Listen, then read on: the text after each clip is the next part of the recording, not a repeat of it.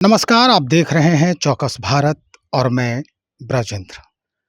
चिराग पासवान के लगातार हो रहे चुनावी सभा को देखते हुए अब ये लग रहा है कि चिराग पासवान उन्हीं जगहों को टारगेट किया है जहां एनडीए के घटक दलों का पहले से दबदबा बना हुआ है। अगर हम बात करें आरा की, तो आरा में जो उनके जनसभा हुए सबसे पहले वहां आपने देखा।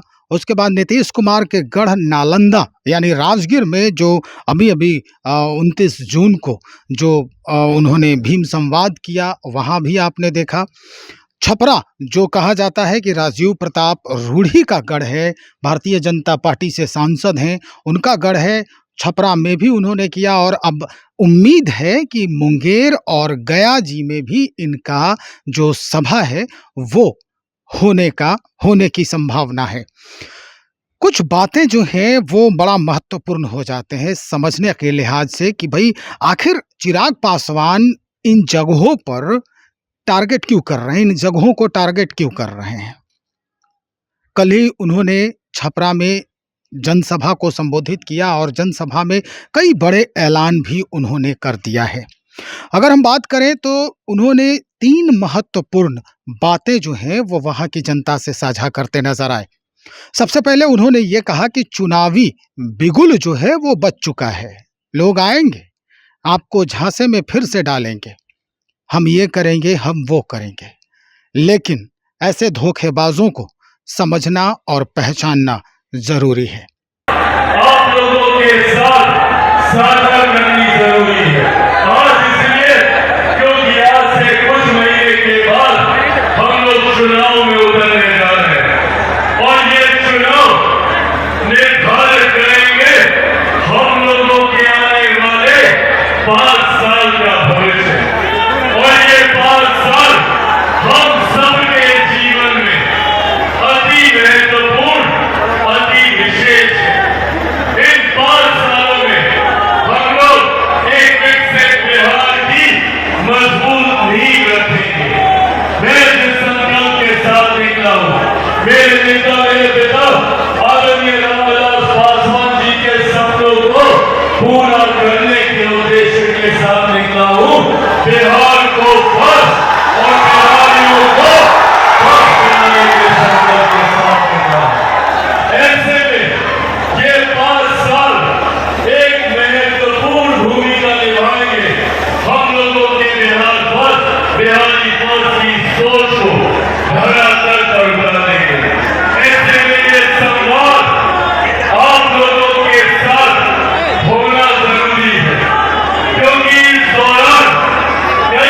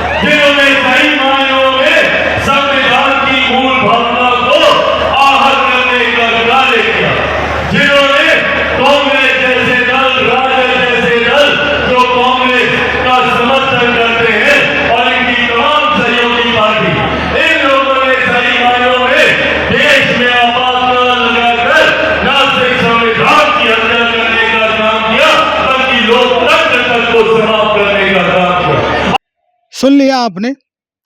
अब दूसरी बात जो उन्होंने कहा, वो हम आपको सुनवाते हैं। उन्होंने साफ तौर पर ऐलान कर दिया, जो सवाल खड़े हो रहे थे कि क्या चिराग पासवान विधानसभा चुनाव में शिरकत करेंगे, चुनाव लड़ेंगे बिहार में, बिहार की राजनीति में वो अपना परचम लहराएंगे। तो सुनिए क्या कह रहे हैं चिराग पासवान।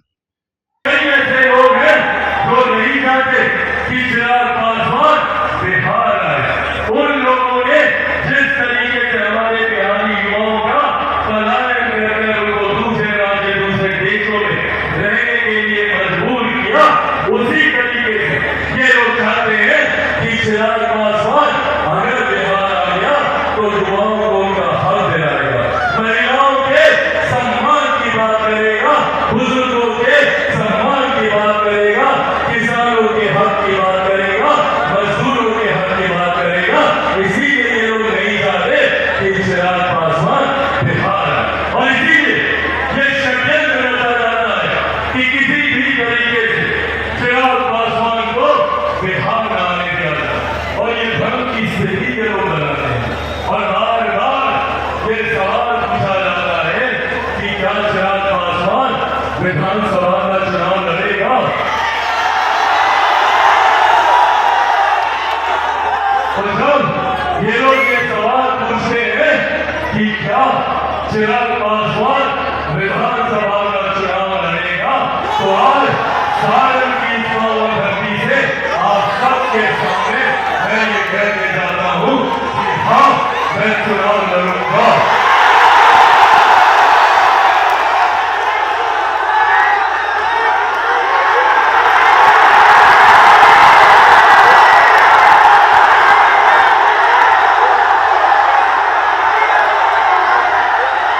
मैं चुनाव लड़ूंगा बिहारियों के लिए, मेरे भाइयों के लिए, मेरी माताओं के लिए, मेरी बहनों के लिए। और बिहार में एक ऐसी व्यवस्था हम लोग तैयार करेंगे, एक ऐसा बिहार हम लोग तैयार करेंगे जो सही मायनों में बिहार को विकास की राह पर आगे लेकर जाएगा। यहाँ पर कई ऐसे राजनीतिक दल हैं, कई ऐसे राजनेता हैं जिन्होंने बिहार को जात पात धर्म मजहब की राजनीति में बांटकर अपनी राजनीतिक रोटियां सेकने का काम किया। स्पष्टतः ऐलान कर दिया है कि भाई बिहार से हम चुनाव लड़ेंगे और विधानसभा का चुनाव पक्का लड़ेंगे। 243 के 243 सीटों पर चुनाव लड़ेंगे, हर सीट पर चिराग पासवान चुनाव लड़ेगा। अब इसके मायने क्या हैं, ये समझना बड़ा जरूरी है कि क्या चाहते हैं चिराग पासवान। क्या ये प्रेशर पॉलिटिक्स है अपने ही घटक दलों पे, एनडीए पर? क्या ये महत्वपूर्ण हो जाता है कि टिकट को लेकर के चिराग पासवान संतुष्ट नहीं है, इसलिए हो सकता है कि अपना राग, अपनी डफली भी बजाएं ये चुनाव के दौरान?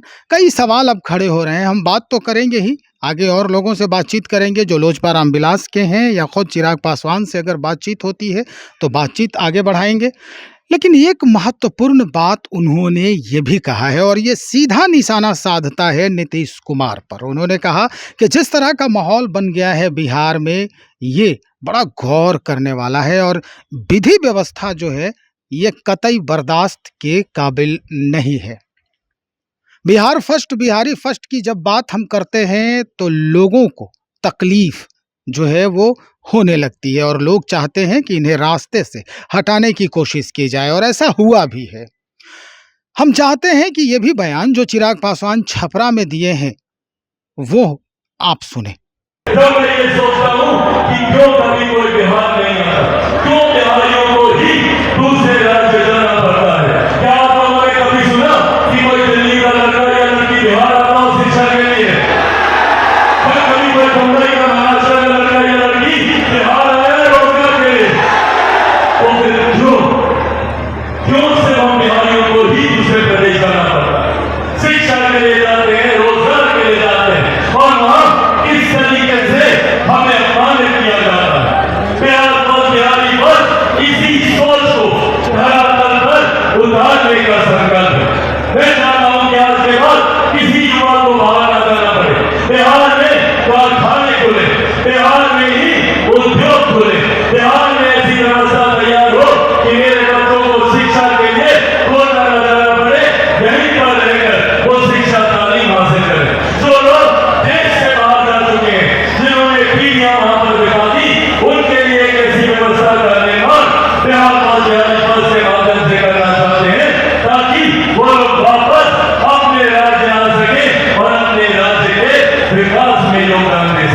पर साथियों, जब चिराग पासवान ये बातें करता है तो षड्यंत्र रचा जाता है चिराग पासवान को समाप्त करने का।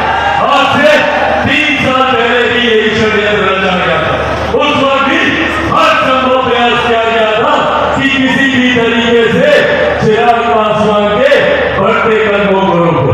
मुझे मेरी पार्टी से निकाला गया, घर से निकाला गया, परिवार से निकाला गया, और ये कर ये लोग सोचते थे कि चिराग पासवान इतना कमजोर है कि इन बातों से डर जाएगा, घबरा जाएगा। पर जो लोग ये सोचते हैं कि इन बातों से चिराग पासवान के बढ़ते कदम रुक जाएंगे, वो लोग भूल जाते हैं कि चिराग पासवान शेर का बेटा है। मैं रुकने वाला हूं, मैं थकने वाला हूं, और डरना तो भैया मैं किसी से नहीं हूं। अब स्पष्ट हो गया होगा कि चिराग पासवान की मनसा क्या है, क्या चाहते हैं चिराग पासवान इस चुनाव को लेकर। हालांकि जमीन जो तराशने की कोशिश हो रही है, जमीन को सींचने की जो कोशिश हो रही है, वो निश्चित तौर पर यही कहता है कि एनडीए के घटक दलों के पहले से जिस क्षेत्र में दबदबा बने हैं वहीं पर इनका कार्यक्रम हो रहा है, कहीं ना कहीं ये बड़ा मायने रखता है। तो चलिए देखते हैं कि कैसे परिदृश्य बदलता है, क्या कुछ परिणाम इसके सामने आते हैं, और चिराग पासवान अगर चुनाव लड़ेंगे तो बिहार में कौन सा क्षेत्र जो है वो टटोलेंगे, अपने लिए उसको मुकम्मल समझेंगे। शायद ये भी वजह हो रहा होगा कि हर जगह जहाँ जहाँ ये आम सभा कर रहे हैं, ये उनके जगह पहचानने की एक कोशिश भी हो सकती है। तो चलिए इंतजार करें और जानेंगे कि क्या कुछ चल रहा है इस पार्टी के तहत, पार्टी के अंतर्गत, और पार्टी के लोग क्या कहते हैं चुनाव लड़ने को लेकर। बने रहिए हमारे साथ। बहुत शुक्रिया आपका।